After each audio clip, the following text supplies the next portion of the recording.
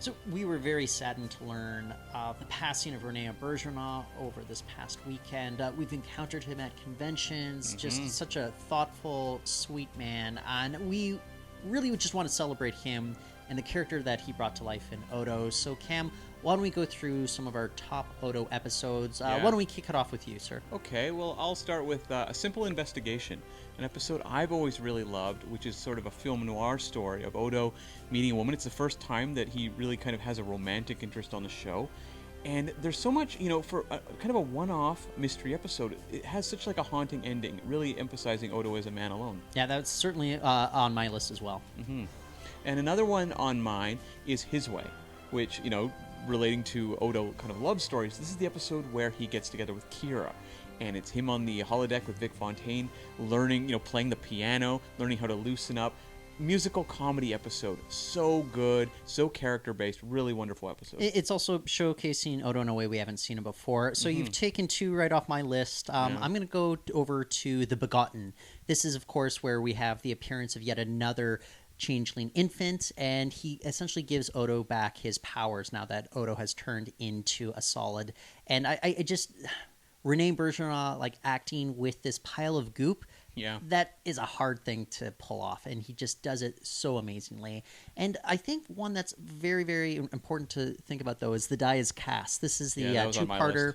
This is a two-parter from season 3, in which we have the Cardassians and the Romulans teaming up to take out the Dominion, and we have Garrick interrogating Odo through this machinery that causes him not to take his liquid form. We just see the torture that Odo is going through. Again, Rene Auberjonois is just killing it throughout this. Yeah, it's a great episode. Another one I've got on mine is Chimera, which is the one where Odo encounters another changeling played by J.G. Hertzler, who doesn't have the interest in human relationships that Odo does. And we see how there's this division in how they approach their world around them. And it's not an episode that people really mention that much, but it's a really fantastic Odo episode and really does showcase what makes Odo very special from the point of view of the changeling race. Another one that I think is very important, and one that I've seen some GIFs pop up surrounding the death of the actor, is the finale of Deep Space Nine.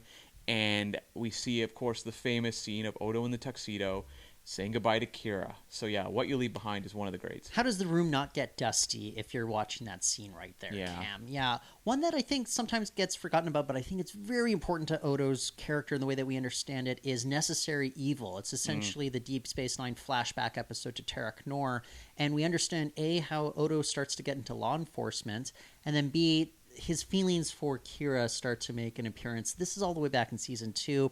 It explains so much of how you consider this character. And I remember just me watching this, like almost 25 years ago at this point. Like, it still sticks in my brain. Rene Auberjonois, just the look that he has on his face at the very end of this episode, where he's obviously bending the justice just a little bit to help out this woman that he cares about. Another one just to toss off, too, that is really worth watching is Apocalypse Rising, which comes just after Broken Link, where we have Odo, having to go undercover as a Klingon, but dealing with his feelings of being a solid for the first real episode. And again, like, it's an episode that's funny, but it's also very tragic from that character point of view. Yeah, finally, I'm just going to have to say it, The Ascent. This is with Quark and Odo on that planet. They crash land in the runabout. Seeing these two actors just face off, and you really respect the chemistry that Odo and Quark have cultivated over the years on Deep Space Nine. No, but just what a showcase for all of them here. And I just appreciate just the lengths that they go to, and you understand they care about each other. Yeah. When Quark claims he's going to eat Odo, that's the only reason why he's saving this man with a broken leg as opposed to leaving him behind.